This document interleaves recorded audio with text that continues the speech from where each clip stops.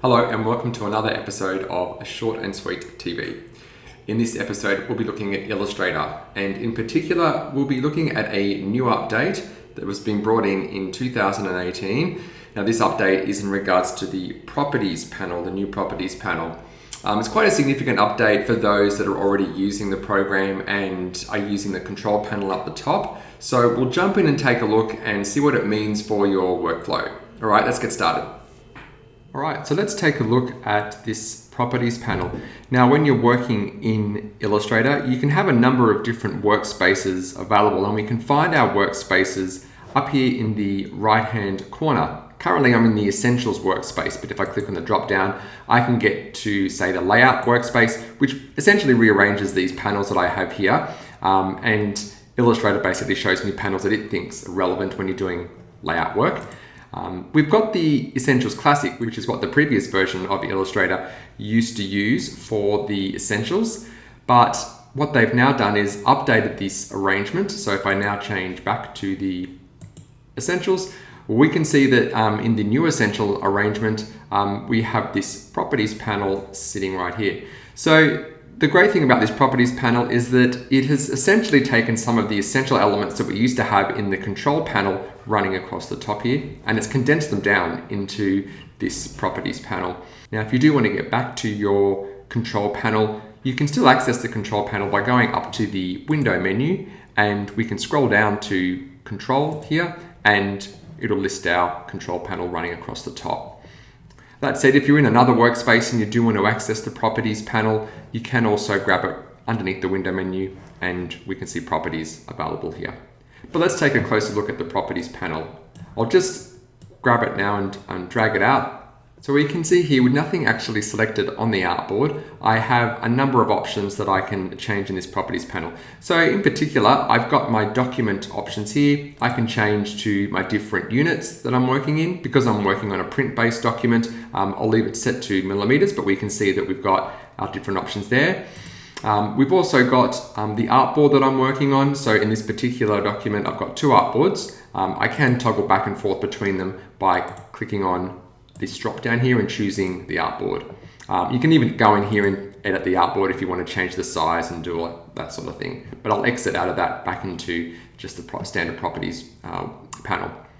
Cool, and then we've got things like our rulers and grids. So a lot of these options are available underneath our view menu, but you can now quickly access them from this Properties panel. So by clicking on that first button, we're able to reveal the rulers or hide them. We can show our document grid or hide that. And for those that use the transparency grid, we can turn that on as well to see what areas are transparent in our document. And then we have our guides. So we can now view our guides by clicking on this View Guides button, or we can hide them. If I turn them back on, I can also see that I've got the ability to unlock or lock the guides as well. So it's great to be able to do this just from the Properties panel. And then you can also turn your smart guides on and off as well. So when we've got those turned on, as we move objects around on the page, we can see our smart guides come up on the screen to tell us when we're centered or aligned to other objects on the page. Just deselect that. We've also got our snapping options. So if you want to snap objects to the grid, or whether you want to snap objects to pixels or even to points, you've got those options there. And then underneath here, we've got our preferences. So this is basically a condensed version of some important preferences that you may want to work with. In particular, we've got the keyboard increment preference. So at the moment, it's set to 0.5 millimeters. So if I was to select an object on the page, what I can do is now use the right arrow on the keyboard, and it's now moving that object 0.5 millimeters. But if I come across and let's say I change that now to 10, and then select the object, now you can see it's jumping at much larger increments when I use that left or right arrow on the keyboard. So it's now quick and easy to change that. You used to have to do this under your Preferences menu using the shortcut Command K. Another important preference is the ability to scale strokes and effects. So at the moment, if I select an object without scale, strokes and effects turned on, I'll come across and check the stroke width. So it's 0.5 points on this particular object. Now, as I scale that down, we can see that I've scaled the object, but the point size is still exactly the same, 0.5. Whereas if I deselect that, I'll come across and I'll choose to scale the strokes and effects this time. So when I select this object and then I'll scale that object down to a similar size, we can see that my stroke has also scaled in proportion to the size of the object. And you can see now the difference in the appearance between these two objects. One on the left without scaling, and then the one on the right that has the scaling applied. So another area which is also helpful from within the properties panel is just under your document setup area. So when I click on that, I can come in here and change things to the document setup. So a typical thing that you may want to change in the document setup window would be to add some bleed into the document. So I can do that from there. We can also access all of our preferences from the properties panel by clicking on the preferences button here. And we now have a list of all of the preferences that are available.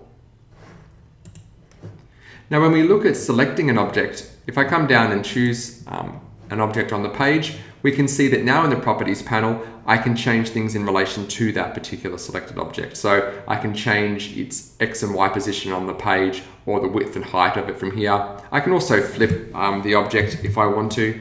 And then I've also got my fill and my stroke options from here. So I can change the color of my object from there, and I can also add a stroke if I want to do that from here, as well as change its width. And then at the bottom, we've also got some quick actions that we can perform. So if I wanted to change the offset of the path or join two paths together, if I select an object that is grouped, we can see that when I select that down the bottom here, I've got the ability to ungroup that object. And when you select multiple objects, you've also got the ability to choose to align these objects in relation to one another. So we have a condensed align panel listed there. Now you can see with some of these areas within the properties panel, we can get into more settings by clicking on this little button here, and it pretty much shows you all of the preferences that would be available underneath our panel. So that's just a quick overview of the new properties panel and how it can potentially speed up your workflow by giving you a condensed version of some of our panels that we would normally have to access from the window menu. Thanks for watching. I hope you found this helpful, and I look forward to seeing you in the next episode of Short and Sweet TV.